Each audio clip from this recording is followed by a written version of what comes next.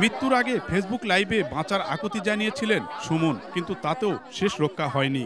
স্বজনরা জানান, নওগাঁর পত্নীতলা উপজেলার বিলছড়া গ্রামের যুবক সুমন দাদন ব্যবসায়ী বুলবুলের কাছ থেকে ৭০,০০০ টাকা ধার নিয়েছিলেন। সুদে আসলে একসময় ১৭ লাখ টাকা দাবি করে বুলবুল। তার কথা মতো প্রথমে ৭ লাখ, পরে ১০ লাখ টাকা ফেরত দেওয়া হয়। পরিবারের দাবি, রোববার রাতে বাকি টাকা নেওয়ার পরও সুমনকে হত্যা করে লাশ গাছে ঝুলিয়ে রাখে বুলবুল ও তার লোকজন।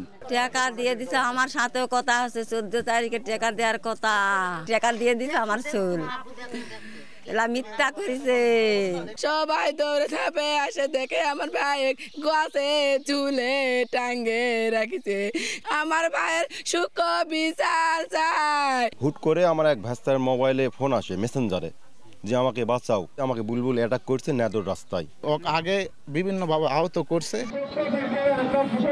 এ ঘটনায় আসামিদের গ্রেপ্তার ও বিচার দাবিতে নজিপুর বাস স্ট্যান্ডে বিক্ষোভ করেছেন এলাকাবাসী। জড়িতদের গ্রেপ্তার অভিযান চলছে বলে জানিয়েছে পুলিশ। ঘটনার সঙ্গে যারা জড়িত এবং এই ঘটনার পিছনে উদ্দেশ্য কি, এই সমস্ত কিছু আমরা তদন্ত করে বের করে নিয়ে আসব। আমাদের সার্বিক প্রচেষ্টা অব্যাহত আছে। পরিবারের বড় ছেলে সুমন, তার ফটোকপির দোকান ছিল। এমআর রকি, সময় সংবাদ, নওগাঁ।